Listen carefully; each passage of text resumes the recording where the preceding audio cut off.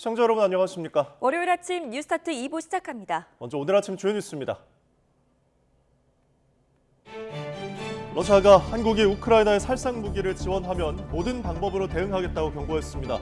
이런 가운데 푸틴 대통령의 측근은 미국의 적들 가운데 누구에게 핵기술을 넘겨줄지 생각하고 있다며 핵 위협 발언을 이어갔습니다. 트럼프 2기 행정부의 외교정책을 총괄할 왈츠 국가안보보좌관 지명자가 우크라이나 전쟁을 합리적으로 끝내야 한다고 말했습니다. 또 한국도 개입을 검토하는 등 상황이 나빠지고 있다며 종전 방안을 찾는 게 트럼프 당선인의 의중이라고 강조했습니다. 더불어민주당 이재명 대표의 위증교사 혐의에 대한 1심 선고가 오늘 나옵니다. 이 대표의 사법 리스크가 두 번째 고비에 직면했는데 선고 결과에 따라 차기 대선 가도에 적잖은 영향을 미칠 걸로 보입니다. 어젯밤 포스코 포항제철소에서 2주 만에 또 불이 났습니다. 2주 전 화재가 발생했던 공장인데 이번 화재로 또다시 생산 중단 우려가 나옵니다. 중고거래 플랫폼에서 농막을 저렴하게 구매하려다 사기를 당했다는 피해가 잇따르고 있습니다. 판매자는 돈을 받고 연락을 끊었는데 피해자들은 사기 혐의로 판매자를 경찰에 고소했습니다. 서울 아파트값이 반년 만에 하락 전망으로 돌아섰습니다. 강력한 대출 규제로 매수세가 줄었기 때문인데 내년 수도권에서 공급 절벽이 우려됩니다. 네, 우크라이나가 미사일로 러시아 영토를 공격하는 걸 허용하는 서방국들이 늘어나는 가운데 러시아가 한국을 직접 겨냥해 경고하고 나섰습니다. 한국이 우크라이나에 살상 무기를 지원하면 모든 방법으로 대응하겠다고 으름장을 놨습니다. 런던에서 조수연 특파원이 전합니다. 한국이 우크라이나에 살상 무기를 공급한다면 매우 나쁜 결과를 초래할 수 있다.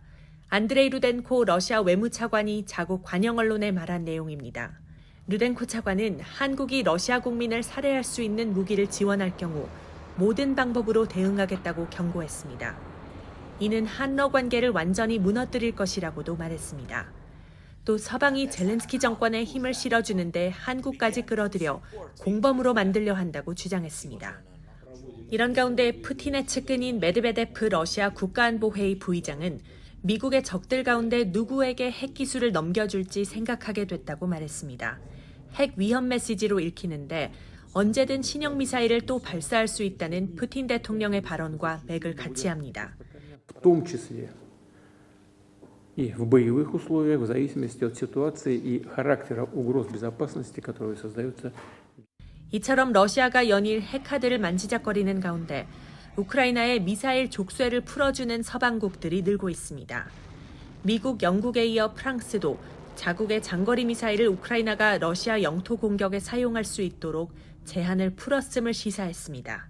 Macron said is that we should not set and express red lines.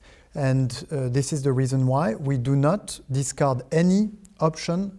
독일은 확전 우려를 이유로 미사일 제공은 하지 않는다는 입장을 고수하고 있지만 러시아 영토까지 도달할 수 있는 AI 유도 드론 4,000대를 지원했습니다. 런던에서 YTN 조수연입니다. 미국 트럼프 2기 행정부의 외교정책을 총괄할 마이크 왈츠 백악관 국가안보보좌관 지명자가 우크라이나 전쟁을 합리적으로 끝내야 한다고 말했습니다. 왈츠 지명자는 현지 시간 24일 폭스뉴스 인터뷰에서 북한의 행보에 미국이 대응하고 러시아가 응답하며 한국도 개입을 고려하는 등 상황이 점점 나빠지고 있다며 이같이 밝혔습니다. 또 트럼프 당선인은 긴장 고조가 어디로 이어질지 매우 우려하고 있다며 이 분쟁을 끝내야 한다는 입장이 분명하다고 강조했습니다.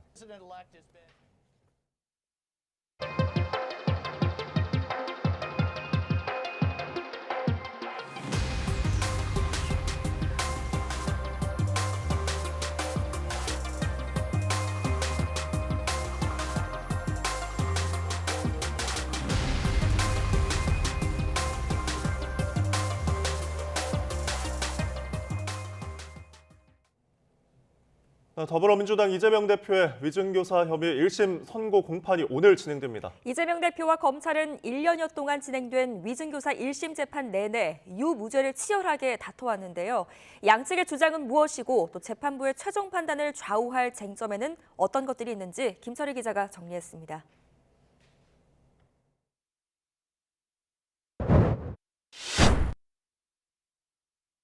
이재명 대표는 지난 2018년에서 이듬해 사이 4차례에 걸쳐 김진성 씨와 30여 분 동안 통화합니다. 여기서 이 대표는 여러 차례 있는 대로, 기억나는 대로라는 표현을 쓰며 기억을 환기해달라고 주문하는데 있는 대로 뭐 어차피 세월은 다 지났잖아요. 뭐 글쎄, 아니 뭐 그런 말 필요는 없고. 너무 오래돼서 뭐 기억도 뭐 사실 저 변론 요지서를 하나 보내드릴게요.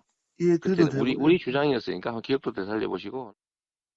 기억나는 걸 말해달라고 부탁한 것이 어떻게 위증 교사냐고 이 대표는 반문합니다.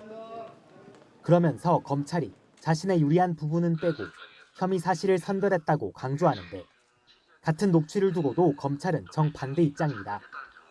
법 전문가인 이 대표가 그럴싸한 표현만 빌렸을 뿐 실제로는 기억이 전혀 없는 김 씨에게 원하는 증언을 강요한 것이 사건의 본질이란 겁니다.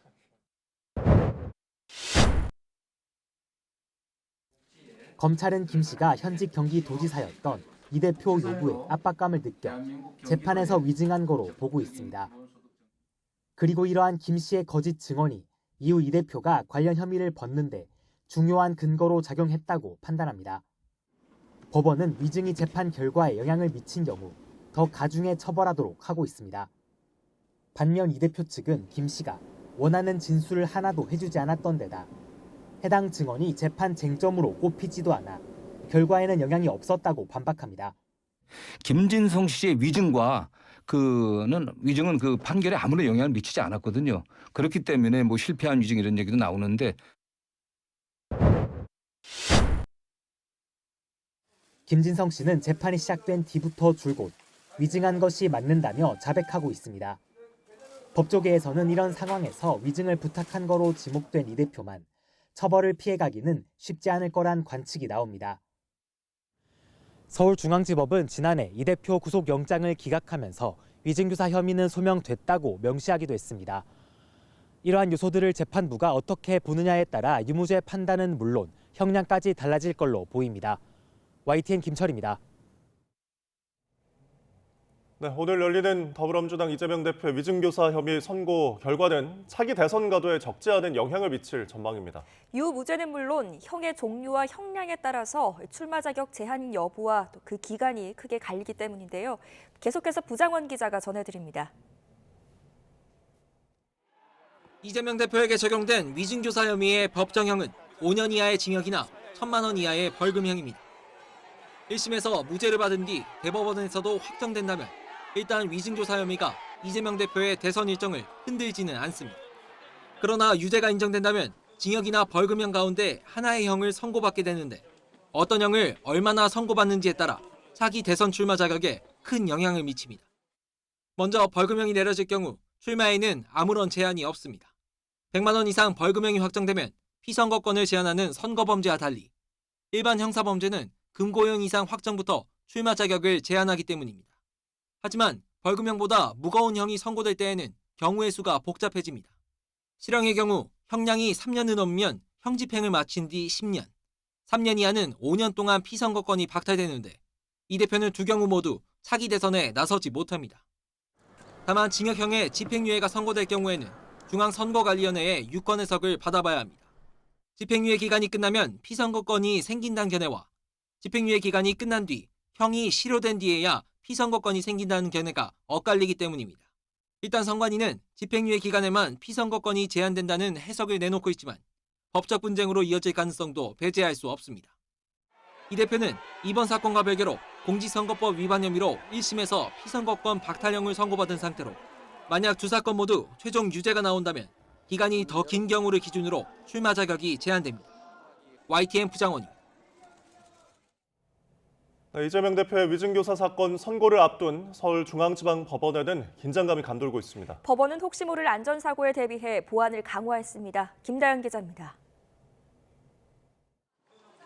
지난 15일 이재명 민주당 대표의 선거법 위반 혐의 선고 당일 서울중앙지방법원 주변은 진보와 보수단체 회원들로 북적였습니다. 서로를 향한 거친 발언이 쏟아졌고 한 남성이 이 대표를 향해 신발을 던져 체포되기도 했습니다. 이후 열흘 만에 이루어지는 이 대표의 위증교사 혐의 선고일에도 비슷한 규모의 집회가 예정돼 있습니다. 먼저 경찰은 양측을 분리하고 기동대 등을 투입해 질서 유지에 나서기로 했습니다. 법원도 혹시 모를 안전사고에 대비해 보안을 대폭 강화했습니다. 먼저 법원은 보안관리대원을 추가 배치하고 보안 검색도 강화하기로 했습니다. 법원 출입구가 일부 폐쇄되고 필수 업무 차량을 제외한 일반 차량은 청사에 출입할 수 없어서 재판 당사자들은 평소보다 서둘러 움직여야 합니다. 이 대표 선고가 진행되는 법정은 기존 재판이 이루어지던 30여 석 규모 소법정에서 100여 석 규모의 중법정으로 옮겨졌습니다. 동선 관리가 더 편하기 때문인데 이 대표 재판의 경우 방청권 소지자만 법정 출입이 가능합니다. YTN 김다현입니다. 다음은 사고 소식입니다. 어젯밤 포스코 포항제철소에서 또 불이 났습니다. 다친 사람은 없었고 불은 2시간여 만에 꺼졌지만 2주 만에 또다시 화재가 발생하면서 공장 가동에 차질이 예상됩니다. 김다연 기자가 취재했습니다. 건물 사이로 검은 연기가 쉴 새 없이 뿜어져 나옵니다. 어젯밤 11시 20분쯤 경북 포스코 포항제철소에서 2주 만에 또 불이 난 겁니다. 불은 2시간 만에 꺼졌고 다행히 다친 사람은 없는 거로 파악됐습니다. 화재가 발생한 삼파이넥스 공장은 지난 10일에도 불이 나 직원 1명이 화상을 입고 주요 시설이 피해를 보면서 쇳물 생산이 중단됐습니다. 이후 9일 만에 재가동에 들어갔지만 또다시 불이 나면서 공장 운영에 차질이 예상됩니다. 어제 저녁 강원도 삼척에서는 단독 주택에서 불이 났습니다. 불은 700만 원어치 피해를 낸 뒤 40여 분 만에 꺼졌고 집안에 있던 2명이 스스로 대피해 인명피해로 번지진 않았습니다. 경찰과 소방당국은 화장실 전기 배선에 문제가 생겨 불이 시작된 거로 보고 있습니다. 찌그러진 차량 석 대가 도로 위에 엉켜섰습니다. 어제 오후 호남 고속도로 전주 나들목 부근에서 승용차 2대와 화물차가 잇따라 부딪혔습니다. 이 사고로 3명이 병원으로 옮겨졌습니다.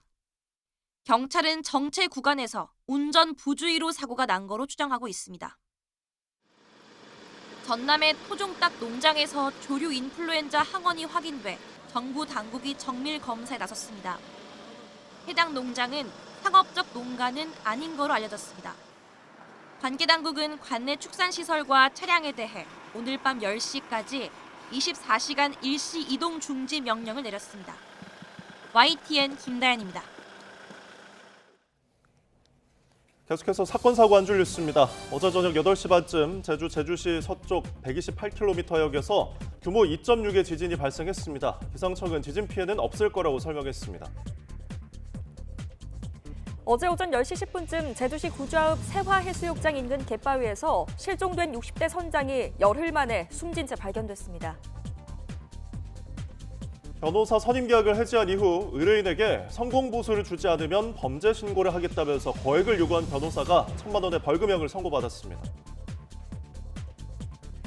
경찰청이 지난 9월부터 2달 동안 클럽 등 유흥가 일대 마약 특별 단속을 벌인 결과 검거된 마약 사범이 184명으로 집계돼 지난해 같은 기간보다 95.7%가 증가했다고 밝혔습니다.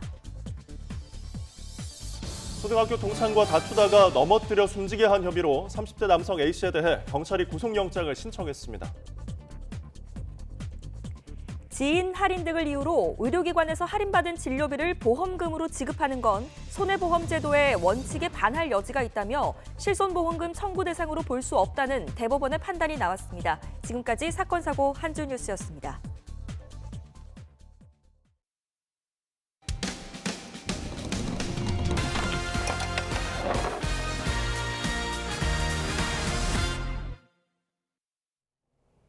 중고거래 플랫폼에서 농막을 저렴하게 구매하려다가 사기를 당했다는 제보가 YTN에 잇따랐습니다. 농막을 바로 보내줄 수 있을 것처럼 속인 후에 돈을 받자마자 연락을 끊는 방식으로 현재까지 알려진 피해자만 10명 가까이 됩니다. 시청자 제보를 김기수 기자가 취재했습니다. 중고거래 플랫폼에서 농막을 저렴하게 판매한다는 글을 보고 구매 의사를 밝힌 A씨. A씨는 판매자가 땅 주인이 갑자기 임대를 취소해 농막이 크레인에 실려 있는 상태라면서 빨리 거래해야 한다는 말을 들었습니다. 판매자가 신분증을 보내주고 크레인 기사의 명함까지 보내주자 A씨는 안심하고 바로 구매 대금을 입금했습니다. 하지만 그때부터 판매자는 물론 크레인 기사와의 연락이 끊어졌고 농막도 받지 못했다고 주장했습니다. 입금을 하고 나서 시간 약속을 잡고 이제 전화를 드렸더니 그때부터 연락이 안 되는 상황이죠. 크레인 기사분도 연락이 안 되고 그 농맥을 판매하신다는 분도 연락이 안 되더라고요. 구매자들을 안심시키기 위해 보낸 크레인 기사 명함도 다른 크레인 회사의 상호를 도용한 가짜인 것으로 확인됐습니다. 상호를 도용당한 크레인 회사도 다른 피해자들로부터 계속 연락이 온다며 이미지 타격 등 피해를 보고 있다고 하소연했습니다. 제 상호 자체가 이름 걸고 하는 거라서 그런 이미지 훼손하고 그다음에 제 로고 같은 것도 제가 다 직접 다 만든 건데 그거를 나쁜 데 사용하니까. 충북 청주와 대전, 광주 등 전국에서 확인된 피해자만 8명, 금액은 1,600만 원에 달합니다. 이들은 모두 돈만 받고 연락이 끊기는 같은 수법의 피해를 본 것으로 파악됐습니다. 한국소비자원은 개인 간 거래에서 계약금이나 선입금을 요구하는 경우 주의가 필요하다고 당부합니다. 시세보다 너무 저렴하게 판매하면서 계약금이나 선입금을 유도하는 경우가 많은데요. 이때에는 사기의 가능성을 염두에 두는 게 취재진이 판매자의 입장을 듣기 위해 연락을 시도했지만 닿지 않았습니다. 피해자들은 결국 사기를 당했다며 판매자를 경찰에 고소했습니다. 경찰은 판매자의 휴대전화와 계좌를 추적하는 등 본격적인 수사에 착수했습니다. YTN 김기수입니다. 내년부터 수도권을 시작으로 주택 공급 감소가 본격화될 거란 전망이 나왔습니다. 이런 공급 부족은 내년 수도권 집값을 끌어올리는 요인이 될 것으로 보이는데 이에 못지않게 대출금리 변화 등에도 주목해야 합니다. 최도희 기자입니다. 지난 18일 기준 전국 아파트 값은 반년 만에 하락으로 돌아섰습니다. 서울 아파트 값은 35주 연속 상승세를 이어갔지만 경기도가 25주 만에 상승세를 멈췄고 인천은 34주 만에 하락 전환했습니다. 정부의 대출 규제 영향으로 매수세가 사그라들었기 때문인데 내년부터 수도권을 시작으로 공급 절벽이 현실화할 거란 전망이 나왔습니다. 한국건설산업연구원은 2022년부터 시작된 수도권 아파트 착공 감소 영향으로 내년부터 수도권 준공 물량이 연평균 물량인 15만 6천 가구를 밑돌 것으로 내다봤습니다. B아파트는 이미 2016년부터 공급 감소세가 이어지고 있는 만큼 수도권 전체 주택 공급도 내년부터 예년 평균치를 밑돌 것으로 전망했습니다. 이 같은 공급 부족 현상은 내년 수도권 집값 상승 요인으로 꼽힙니다. 다만 금리나 대출 여건 등이 중요한 변수로 작용할 것으로 보입니다. 공급 부족 불안 심리가 높아질 수는 있고요. 하지만 그동안에 서울 중심으로 가격이 많이 오른 데다가 대출 문턱이 높아질 수가 있어서 시장의 불확실성은 커질 수가 있습니다. 연구원은 지방주택시장 역시 내년부터 준공 물량의 감소세가 나타나겠지만 2026년쯤부터 주택 공급 감소세가 본격화할 것으로 내다봤습니다. 특히 정부의 공급 대책은 효과가 더디게 나타나는 만큼 장기적 관점에서 정책 기조를 안정적으로 유지해야 한다고 지적했습니다. YTN 휴두입니다. 내수가 좀처럼 살아나지 않으면서 일자리 증가세도 주춤하고 있습니다. 특히 올해 2분기 10대와 20대의 신규 채용 규모는 관련 통계 작성 이래 가장 적은 것으로 확인됐고 건설 경기 침체로 건설업 취업자는 11년 만에 가장 큰 폭으로 줄었습니다. 보도에 오인석 기자입니다. 10대와 20대 취업자가 많은 도소매업은 올 들어 8개월째 고용이 뒷걸음질 쳤습니다. 내수 부진에 무인화와 온라인 전환 등 구조적 요인까지 겹친 탓입니다. 도소매업의 고용 악화는 10대와 20대의 신규 채용 감소에도 영향을 미쳤습니다. 통계청 자료에 따르면 올해 2분기 임금 근로 일자리 중 20대 이하 신규 채용 일자리는 145만 4천 개로 지난해 같은 기간보다 13만 6천 개, 8.6% 줄었습니다. 신규 채용 규모는 2018년 관련 통계 작성 이래 가장 적었습니다. 내수와 밀접한 도소매업은 22만 개에서 20만 개로 줄었고 숙박 음식점업과 제조업, 건설업도 20대 이하 신규 채용이 감소했습니다. 청년 신규 일자리 감소는 인구 변화를 감안해도 매우 급격합니다. 올해 2분기 청년층 인구는 지난해 같은 기간보다 2.9% 감소한 반면 신규 채용 일자리 감소율은 8.6%에 달했습니다. 건설 경기 침체도 고용시장에 직격탄을 날리고 있습니다. 지난 9월 기준 건설업 취업자 수는 205만 7천 명으로 지난해 같은 기간보다 4.6% 줄었습니다. 11년 8개월 만에 최대 폭으로 줄어든 건데 올 들어 건설업 취업자는 6개월째 뒷걸음질 치고 있습니다. 건설 고용 시장에 이처럼 한파가 부는 것은 건설업 침체 장기화로 건설 투자가 급감하고 있기 때문입니다. 정부는 부문별 고용 상황을 더욱 세밀하게 점검하고 청년과 여성 등 취약계층의 경제 활동을 촉진하기 위한 2차 사회 이동성 개선 방안을 마련하겠다고 밝혔습니다. YTN 오인석입니다. YTN이 불법 추심과 사채를 연속 보도하고 있는 가운데 불법 사금융으로 인한 피해가 올해 들어 급증한 걸로 나타났습니다. 그런데 불법 사금융 사범 대부분은 재판에 넘겨져도 벌금형이나 집행유예 등 솜방망이 처분에 그치고 있습니다. 윤웅성 기자가 취재했습니다. 지난 9월 6살 딸을 홀로 키우던 싱글맘 여성은 사채업자들로부터 수십만 원을 빌린 뒤 모욕적이고 집요한 빚 독촉을 받다가 결국 세상을 등졌습니다. 이처럼 연 20%인 법정 최고이율을 초과하는 살인적인 이자를 받고 악질 추심을 벌이는 불법 사금융 범죄가 올해 들어 크게 는 것으로 파악됐습니다. 경찰청 자료를 보면 올해 들어 지난달까지 불법 사금융 피해는 2,789건으로 지난해 같은 기간보다 58% 늘었습니다. 경찰이 불법 사금융 특별단속을 통해 적발한 건수와 인원은 각각 44%와 64% 증가했습니다. 이렇듯 불법 사금융이 활개치고 있지만 처벌 수위는 낮은 것으로 나타났습니다. 채권추심법상 채무자나 관계인을 폭행하거나 협박, 감금하면 5년 이하의 징역 혹은 5천만 원 이하의 벌금형에 처할 수 있습니다. 하지만 지난해 채권추심법 위반 사건의 1심 판결 78건 가운데 벌금형이 38.5%로 가장 많았고 징역형의 집행유예가 23.1%로 뒤를 이었습니다. 징역형 실형 선고는 13건으로 16.7%에 그쳤습니다. 재작년에는 징역형과 징역형의 집행유예가 각각 5건으로 10%에 불과해 지난해보다도 더 적었습니다. YTN 보도로 불법 사금융으로 숨진 싱글맘의 사연이 알려진 뒤 경찰 등 관련 기관들이 앞다퉈 대책을 내놓고 있는 가운데 불법 추심 범죄를 근절하기 위해선 실효성 있는 처벌이 동반돼야 한다는 목소리가 커지고 있습니다. YTN 윤웅성입니다. 11월의 마지막 월요일 큰 추위는 없습니다. 현재 서울 기온은 3.8도로 예년 기온을 3도가량 웃돌고 있는데요. 하지만 내일 전국에 비가 내린 뒤에는 날씨가 급격히 추워지겠습니다. 모레는 서울 등 내륙 곳곳에 첫눈이 내릴 가능성이 있겠고요. 주 후반에는 서울 아침 기온이 영하 3도 안팎까지 뚝 떨어질 전망입니다. 오늘 아침은 어제와 비슷하거나 조금 높은 기온으로 출발합니다. 현재 철원 영하 2도, 파주 영하 0.9도, 청주 3.7도를 보이고 있습니다. 한낮에는 어제보다 1, 2도가량 높겠고 그만큼 일교차도 크게 벌어지겠는데요. 오늘 낮 기온은 서울 15도, 광주 17도, 대구 16도가 예상됩니다. 한편 오늘 밤 서해안과 제주도를 시작으로 내일은 전국에 비가 내리겠습니다. 예상되는 비의 양은 제주 산간에 최고 100mm 이상, 남해안에 최고 60mm, 서울 등 그 밖의 지역에도 최고 40mm로 가을비치고 양이 많겠고요. 특히 오늘 밤사이 제주도를 중심으로는 시간당 30mm 안팎의 강한 비가 예상돼 주의하셔야겠습니다.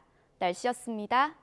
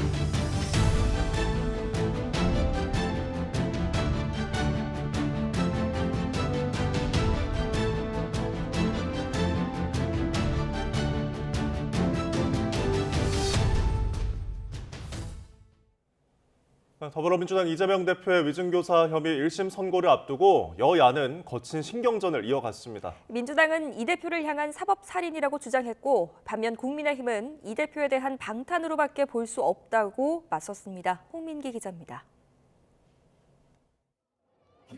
민주당은 이재명 대표의 위증교사 혐의 선고 하루 전 위증도 교사도 없었다고 강조했습니다. 김민석 최고위원은 이재명 대표에 대한 검찰의 수사와 기소를 사법살인이라고 규정하며 이 살인 시도가 정권 심판과 이 대표 지지 여론을 하나로 합쳤다고 주장했습니다. 다만 사법부 전체에 대한 비난으로 해석될 수 있는 언행에는 선을 그었습니다. 엄밀하게 이야기하면 사법부의 살인이라고 해석하기보다는 사법 체제의 부족함을 지적하는 것입니다. 반면 국민의힘은 민주당이 많은 불편을 끼치면서까지 장외 집회를 열었지만 일반 시민의 호응은 없었다고 비판했습니다. 이러한 시민 무관심이 이 대표의 사법 리스크가 본격화됐음을 알리는 신호탄이나 다름없다며 김건희 여사 특검 촉구 역시 대통령에 대한 겁박이라고 주장했습니다. 트럼프 재집권과 러시아 우크라이나 전쟁 등 경제 불안 요소를 언급하며 민생으로 돌아오라고 촉구하기도 했습니다. 제1야당이 해야 할 일을 차가운 아스팔트 바닥에서 선동하는 것이 아니라 국회 본연의 업무인 민생국회를 만드는 일이라는 점을 민주당은 이미 국회를 통과한 세 번째 김여사 특검법에 윤석열 대통령이 제2요구권을 행사할 경우 이번 주 예정된 본회의에서 재의결을 추진하겠다는 계획입니다.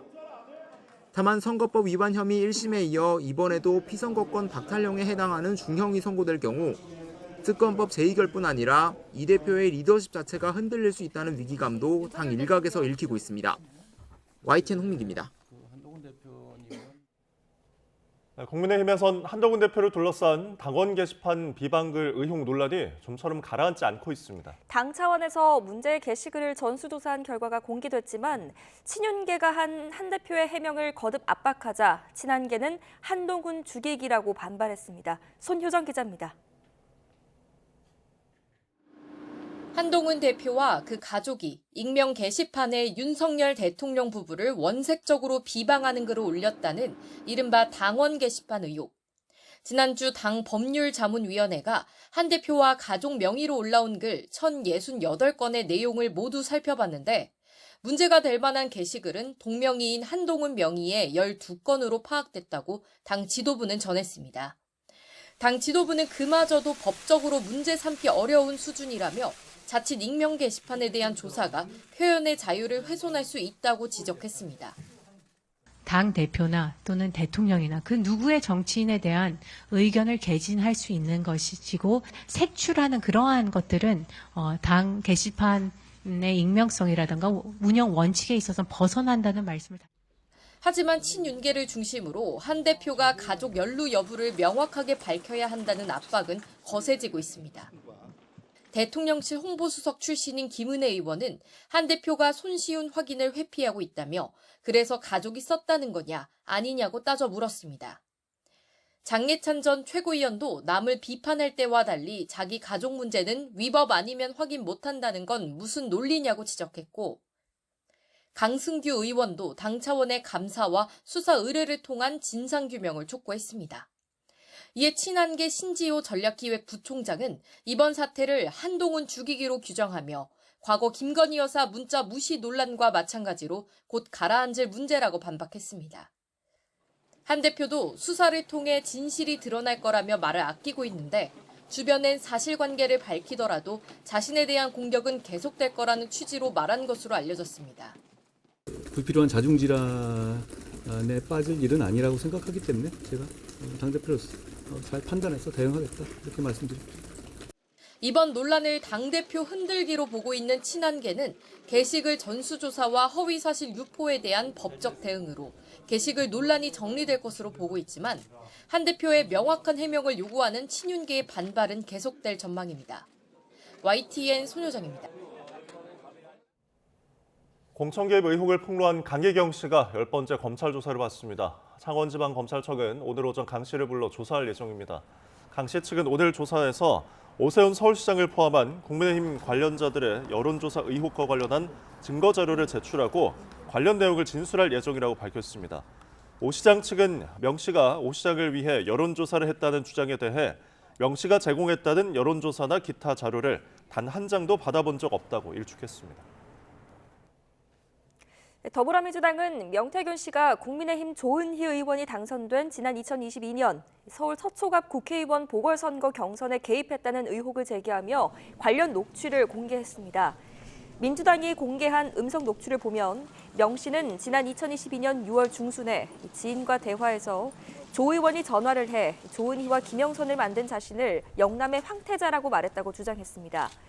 민주당은 조 의원의 남편인 남모 변호사가 윤석열 대통령의 장모인 최은순 씨의 변호인으로 활동하는 과정에서 명 씨와 친분을 맺게 된 것으로 보인다며 서초갑 출마 과정에 명 씨가 중요한 역할을 했을 가능성이 있다고 주장했습니다. 이에 대해 조 의원은 SNS를 통해 허무맹랑한 소설이라며 명 씨가 최은순 씨 사건 수임에 역할을 했다는 건 전혀 사실이 아니라고 반박했습니다. 또 2022년 2월 명 씨가 전화를 해 ARS 조사를 돌려서 추세를 알아보는 것이 어떠냐고 제안했지만 내일 모레 경선인데 지금 추세를 알아보는 것이 무슨 의미냐며 거절했다고 설명했습니다. 윤석열 대통령과 부인 김건희 여사가 취임 전부터 써오던 개인 휴대전화 사용을 중단한 것으로 알려졌습니다. 대통령실 관계자는 이와 관련해 지난 기자회견에서 윤 대통령이 소통 시스템에 변화가 올 거라고 얘기하지 않았느냐며 그 차원에서 이해해달라고 말했습니다. 윤 대통령은 지난 7일 기자회견에서 김 여사가 개인 전화로 사적인 소통을 이어가며 각종 논란이 불거졌다는 지적을 받고 취임 뒤 휴대전화를 바꿨어야 했다며 조치하겠다고 말했습니다. 신원식 국가안보실장이 트럼프 미 대통령 당선인이 윤석열 대통령에게 취임 전에 만나자고 서너 번 말했다고 밝혔습니다. 북한 동향과 관련해서는 연말 이전 정찰 위성 발사 가능성이 크고 김정은 국무위원장이 러시아를 방문할 수도 있다고 전망했습니다. 신윤정 기자입니다.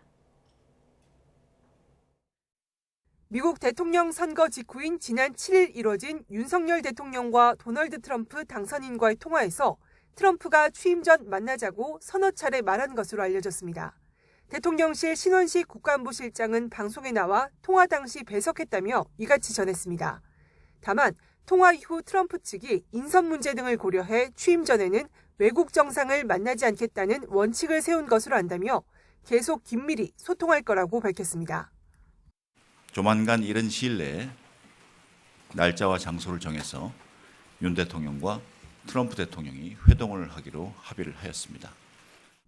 북한의 정찰 위성 발사 가능성에 대해서는 아직 임박 징후는 없지만 준비 막바지 단계라며 연말 이전 발사 가능성이 큰 걸로 내다봤습니다. 지난 5월 정찰 위성 발사 이후 신형 발사 체계를 갖추면서 지휘 체계를 통합하는 데 시간이 걸린 것 같다고 분석했습니다. 김정은 북한 국무위원장의 방러 가능성도 배제하기 어렵다며 푸틴이 북한의 파병에 감사하기 위한 예우 차원 등으로 해석했습니다. 앞서 국가정보원도 최근 최선희 북한 외무상이 이달 초 푸틴 대통령을 면담한 것을 계기로 김정은의 방러 관측을 내놨습니다. 김정은이 러시아를 방문할 수 있지도 않느냐라고 하는 조심스러운 관측도 제기되었습니다. 시진핑 중국 국가주석은 내년 경주에서 열리는 아시아태평양 경제협력체 회의를 계기로 방한할 가능성이 크다며 2026년 중국이 의장국을 맡게 되면서 가능성이 더 커졌다고 덧붙였습니다. YTN 신윤정입니다.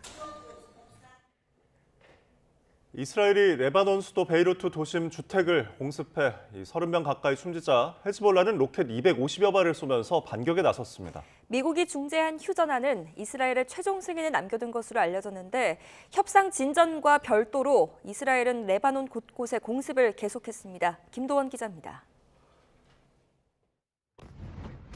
미사일을 맞은 건물이 폭삭 무너져 내립니다. 전날 사전 경고 없이 베이루트 도심 주택을 타격해 큰 인명피해를 낸 이스라엘은 헤즈볼라 시설을 겨냥한다며 이틀째 공습을 이어갔습니다. 레바논 남부와 동부에도 폭격이 계속돼 어린이 포함 수십 명이 숨졌습니다.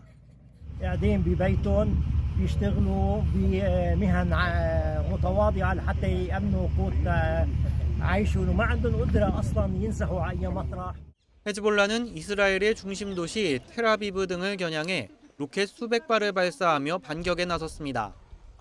방공망이 가동됐지만 건물이 파괴됐고 10여 명이 다쳤습니다. 헤즈볼라는 이스라엘 해군 기지 등을 미사일로 공격했으며 지상전에서도 탱크 6대를 파괴했다고 주장했습니다. 치열한 전투가 계속되는 가운데 레바논을 방문한 보렐 유럽연합 외교안보대표는 이스라엘과 헤즈볼라 양측에 휴전한 수용을 압박해야 한다고 말했습니다. The U.S. proposal for a ceasefire. This was agreed. This proposal is pending with the final agreement with the Israeli government.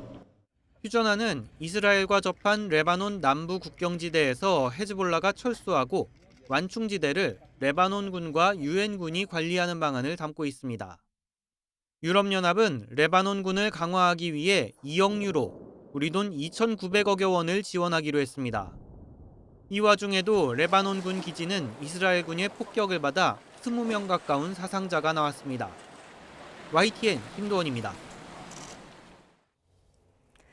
이스라엘인 랍비 츠비 코간이 아랍에미리트 UAE에서 실종된 뒤 시신으로 발견된 사건과 관련해 용의자 3명을 체포했다고 UAE 내무부가 발표했습니다.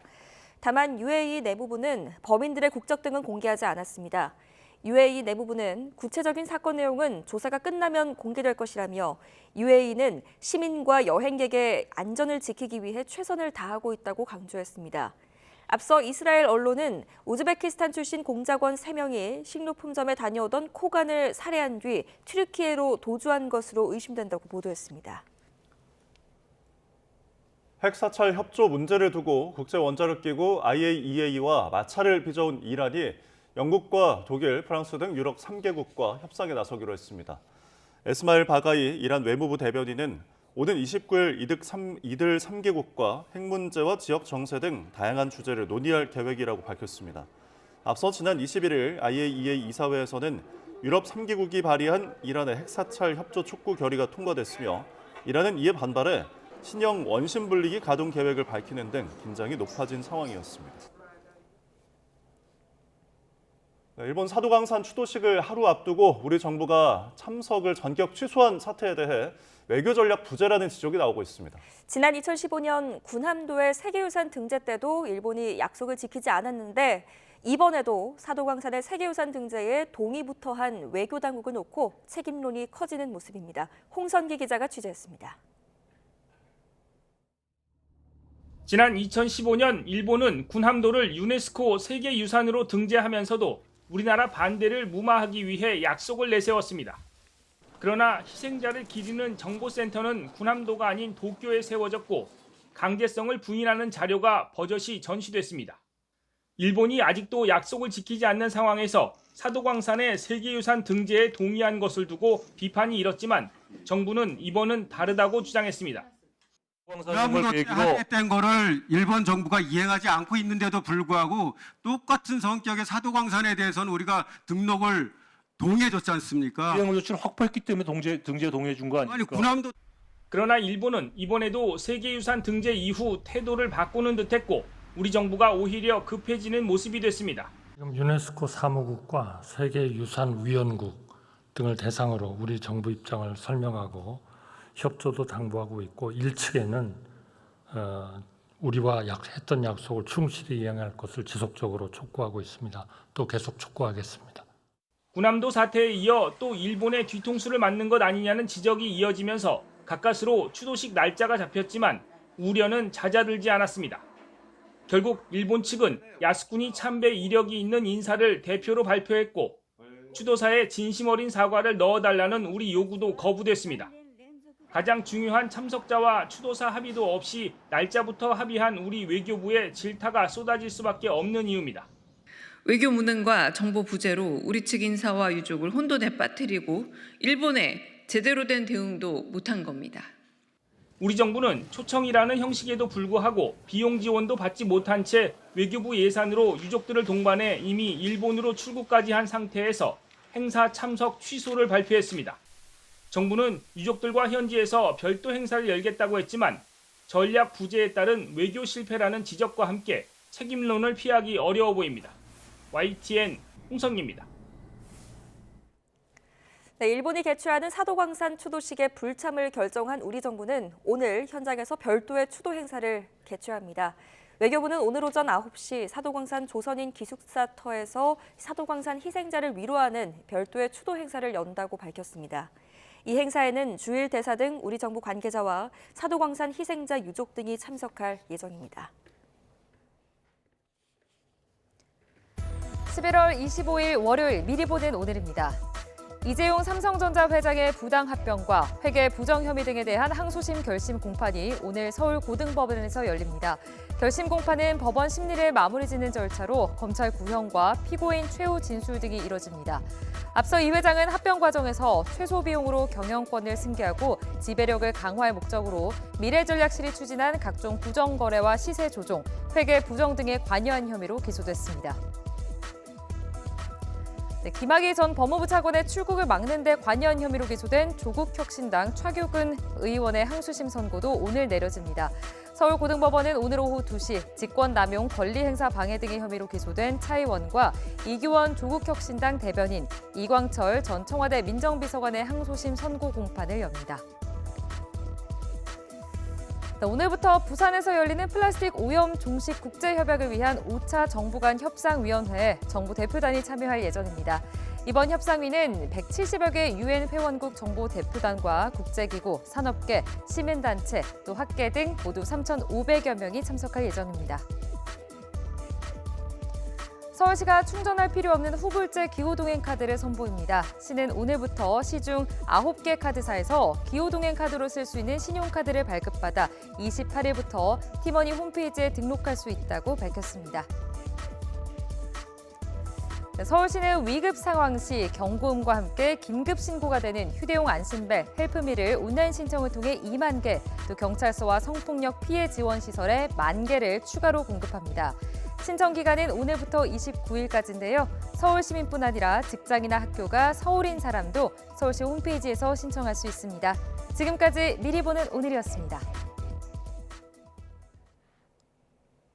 네, 다음 뉴스입니다. 배우 정우성 씨가 아빠가 됐다는 소식이 인터넷을 뜨겁게 달구고 있습니다. 모델 문가비 씨는 자신의 SNS에 아이를 출산한 사실을 알렸는데 이 아이의 친아버지가 정우성 씨라는 겁니다. 화면으로 만나보시죠.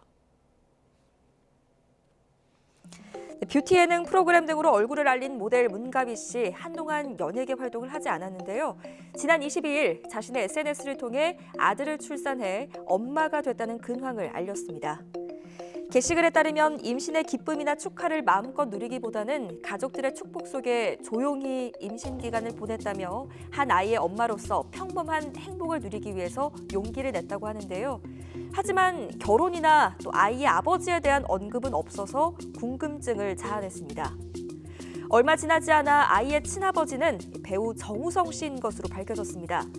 어제 정우성 씨의 소속사인 아티스트 컴퍼니는 문가비 씨가 SNS에 공개한 아이는 정우성의 친자가 맞다며 아이의 양육 방식에 대해 최선의 방향으로 논의 중이며 아버지로서 아이에 대해 끝까지 책임을 다할 것이라고 덧붙였습니다. 다만 아이의 출산 시점과 또 두 사람의 교제 여부, 결혼 계획 등 사생활과 관련된 내용은 확인해 줄 수 없다고 선을 그었습니다. 연일 매체 디스패치에 따르면 문가비 씨의 출산 시점은 지난 3월이라고 하는데요. 두 사람은 2022년 한 모임에서 만나 서로 연락을 이어갔지만 결혼을 전제로 만난 사이는 아니라고 합니다. 하지만 정우성 씨는 아이 양육에 책임을 다하겠다면서 아이의 태명도 직접 지어주고 산후조리원과 병원을 논의하기도 했다는데요. 다만 두 사람이 결혼할 계획은 없는 것으로 알려졌다고 디스패치는 보도했습니다. 도심 속 골목엔 그 지역만의 독특한 문화와 정취가 녹아있곤 하는데요. 경기도가 한 달 동안 경기 골목 놀러 가는 달 프로모션을 진행해서 효과를 톡톡히 거뒀습니다. 최명신 기자입니다.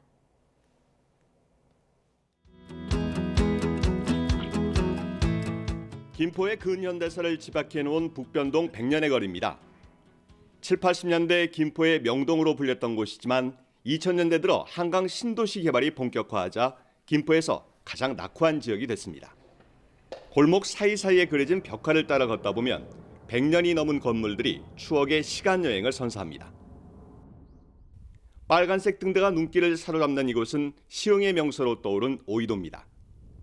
드라마 촬영 장소로, 일몰과 야경이 아름다워 연인들의 데이트 코스로도 인기가 많습니다. 경기도 골목의 매력을 알리기 위해 한 달간 진행된 경기 골목 놀러 가는 달 프로모션이 큰 호응 속에 마무리됐습니다. 14개 골목 43개 여행 상품을 50% 할인된 가격에 판매했는데 7억 원이 넘는 매출을 올렸습니다. 이건 뭐예요? 여기 낙서예술골목 이런 데가 있어요? 라고 해갖고 이제 관심도 좀 많이 가져주시고 주말에는 조금 가족 단위로 다 많이 다니시더라고요. 사진도 찍고 이러시는 분들이 많이 생기셨어요. 골목 체험 티켓은 1,078장, 숙박 상품은 3,800여 객실이 판매됐습니다. 골목 체험 티켓 구매자 수와 숙박 쿠폰 장당 동반자 수를 감안하면 1,350여 명이 경기 골목에서 가을 여행을 즐긴 것으로 추산됩니다. 기존 골목 성장, 지속 성장을 위한 것과 그리고 골목 활성화에 중점을 두었는데요.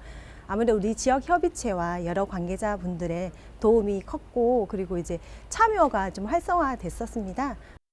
경기도는 경기 골목의 다양한 매력을 발굴하고 골목의 관광 자원화를 통해 지역 관광 활성화로 이어질 수 있도록 상품 개발에도 힘쓸 계획입니다. YTN 최명신입니다.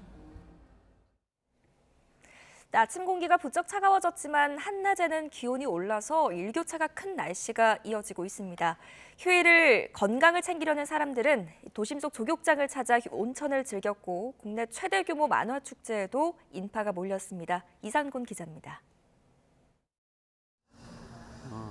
하얀 김이 모락모락 피어오릅니다. 뜨끈한 온천물에 발을 담근 채 옹기종기 모여 앉아 이야기꽃을 피웁니다. 아침 저녁으로 쌀쌀해진 날씨에 온천을 즐기려는 이들이 도심 속 조격 체험장을 찾았습니다. 온천물에 발을 담근 채 여유를 되찾다 보니 몸과 마음이 건강해지는 기분입니다. 침맞을 안 다니고 이거 다녀 내가 지금. 혈액순환이 잘 되고 밤에 잠자라고 좋아요. 온천물에 처음 발을 담가본 아이는 마냥 신이 났습니다. 가족과 연인단위 나들이객들은 여행 도중 잠시 들러 피로를 풀며 소중한 추억을 하나 더 만들었습니다. 온천이 유명하다고 해가지고 찾아보다가 조격 체험장이 있길래 와가지고 놀고 있었어요. 근데 추운데도 발 담그고 이렇게 노니까 되게 따뜻하고 좋은 것 같아요. 되게 여유롭고. 만화 속 등장인물들이 현실 세계에 나타났습니다. 직접 준비한 의상과 소품으로 각자의 개성을 뽐냅니다. 국내 최대 규모의 만화 행사가 5년 만에 대구에서 열렸습니다. 관람객들은 만화 주인공과 함께 사진을 찍고 각종 상품도 둘러보며 즐거운 한때를 보냈습니다. 같은 취미를 공유하는 사람을 잘 만날 수 없는데 이런 행사를 통해서 다 만날 수 있어서 이런 행사는 저희한테 좋은 기회라고 생각합니다. 일교차 큰 날씨가 이어진 가운데 시민들은 저마다의 방법으로 휴일을 만끽했습니다. YTN 이상군입니다. 여자 프로배구 흥국생명이 디펜딩 챔피언 현대건설을 꺾고 개막 이후 9연승을 달렸습니다. 2세트에 듀스만 12번이 나오는 명승부가 펼쳐졌는데 역시 해결사는 김연경이었습니다. 김영수 기자입니다. 블로킹에 성공한 김연경이 홈 경기장을 가득 채운 팬들을 열광시킵니다. 경기 초반 기세를 올린 흥국생명은 현대건설을 0점에 붙고 단숨에 10점까지 달아나며 1세트를 손쉽게 가져왔습니다. 2세트부터는 분위기가 확 바뀌었습니다. 2세트 내내 엎치락뒤치락 치열한 접전이 이어졌고 듀스만 12번이나 반복하는 명승부 끝에 현대건설이 37대 35로 가져갔습니다. 분위기가 넘어갈 위기에서 흥국생명을 구한 건 역시 김연경이었습니다. 3세트 막판 역전당할 위기에서 퀵오픈으로 마지막 포인트를 장식했고 4세트에도 상승세를 이어가며 디펜딩 챔피언 현대건설을 힘겹게 꺾었습니다. 김연경은 혼자 28득점을 책임지며 팀의 개막 9연승을 이끌었습니다. 김연경의 파트너로 성장한 정윤주가 자신의 한 경기 최다 득점인 21점을 올리며 외국인 선수의 부진 공백을 메웠습니다. 저희 팀에 도움이 되는 선수로 이번 시즌은 꼭 우승할 수 있도록 그렇게 마음 먹고 하고 있습니다. 남자부에서도 8차례 두스 승부가 펼쳐진 끝에 대한항공이 웃었습니다. 대한항공은 외국인 선수 막심의 공격을 앞세워 세트포인트 위기를 수차례 벗어나며 승부의 분수령이 된 2세트를 가져왔습니다. OK저축은행을 완파한 대한항공은 4연승을 달리며 단독 선두로 올라섰습니다. YTN 김영수입니다. 선수 폭행 논란으로 물러난 김승기 감독을 대신해 김태술 해설위원이 고양소노 지휘봉을 잡습니다. 고양소노는 초보 사령탑이지만 새로운 리더십이 필요한 의지를 반영했다며 김태술 해설위원을 감독으로 선임했다고 밝혔습니다. 1984년으로 최연소 사령탑인 김태술 신임 감독은 지난 2021년 은퇴를 한 뒤에 연세대 코치로 지도자를 시작했지만 아직 감독으로 선수단을 지휘한 경험은 없습니다. 최근 11월 태풍이 동시에 4개나 발생할 정도로 태풍 발생 빈도가 늘면서 태풍의 경로를 예측하는 기술이 갈수록 중요해지고 있는데요. 최근 인공지능 기술로 태풍의 눈을 정확하게 포착할 수 있게 됐습니다. 김민경 기자가 기상관측 선박과 국가태풍센터 현장을 다녀왔습니다. 슈퍼태풍이 우리나라로 북상할 가능성이 크다는 소식이 전해지자 기상관측선 기상 1호가 급히 출항 준비를 마칩니다. 기상 1호 곧 출항합니다. 이 배는 수온과 염분은 물론 라디오 존대 같은 고층 기상 관측 장비도 탑재해 바다를 이동하면서 해양과 대기 정보를 폭넓게 수집할 수 있습니다. 바다는 육지처럼 고정된 관측소를 세울 수 없기 때문에 직접 이동하면서 데이터를 수집하고 태풍이 예보되면 예상 경로에 미리 관측 장비를 설치하는 겁니다. 바다에 둥둥 떠서 기압과 파고 등을 관측하는 표류 부위인데요. 태풍이 접근하기 전에 선박이 미리 예측 경로에 가서 투하해 태풍 이동 시 중요한 정보를 실시간으로 전송합니다. 표류 부위는 태풍이 올라오는 동중국해를 넘어 태풍이 자주 발달하는 타이완과 필리핀 해상까지 설치돼 관측을 준비합니다. 태풍이 올라오는 길목, 굉장히 저 아래쪽으로 남이 30도, 31도 선까지 내려가서 표류비를 띄운다면은 태풍이 이동 경로에서 그 해상 자료를 우리가 알 수가 있는 것이고, 그러면은 그 태풍의 강도와 세기, 그다음에 어느 쪽으로 간다는 걸 갖다가 예측을 할 수가 있습니다. 이렇게 수집된 태풍 관측값은 예보관의 기초 자료로 쓰이고 수치 예측 모델에도 반영됩니다. 지난해부터는 태풍 예보 분석에 AI, 인공지능 기술도 더해졌습니다.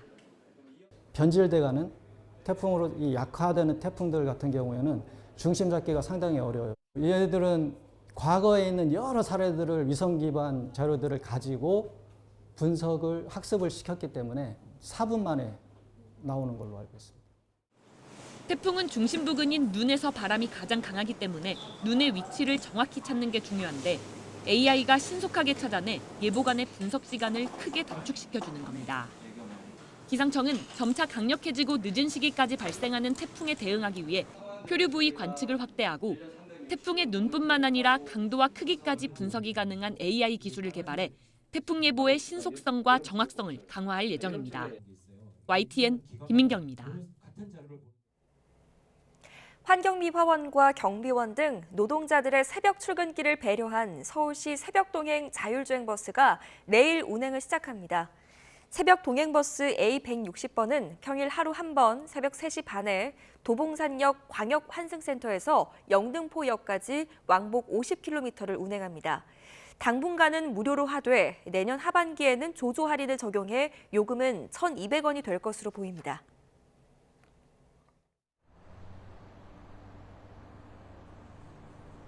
어느덧 11월의 마지막 주가 시작됐습니다. 현재 서울 기온은 3.8도로 예년 기온을 3도가량 웃돌며 큰 추위는 없습니다. 여기에 하늘도 맑고 공기도 깨끗해서 출근길 쾌적함이 감돌고 있는데요. 하지만 내일부터는 전국에 강수 소식이 잦겠고 주 후반으로 갈수록 찬바람도 더 강해지겠습니다. 본격 겨울 대비를 해주시는 게 좋겠습니다. 자세한 지역별 기온부터 살펴보겠습니다. 오늘 아침은 어제와 비슷하거나 조금 높은 기온으로 출발합니다. 현재 청주 3.7도, 대전 1.7도를 보이고 있습니다. 한낮에도 서울 15도, 광주와 전주 17도까지 올라 어제보다 조금 더 높겠고 일교차가 크게 벌어지겠습니다. 다만 오늘 오후부터는 하늘이 차차 흐려지겠고 밤에 서해안과 제주도에서 비가 시작돼 내일은 전국으로 비가 확대되겠습니다. 예상되는 비의 양은 제주 산간에 최고 100mm 이상, 남해안에 최고 60mm, 서울 등 그 밖의 지역에도 최고 40mm로 가을비치고 양이 많겠고요. 특히 오늘 밤사이 제주도를 중심으로는 시간당 30mm 안팎의 강한 비가 예상돼 주의하셔야겠습니다.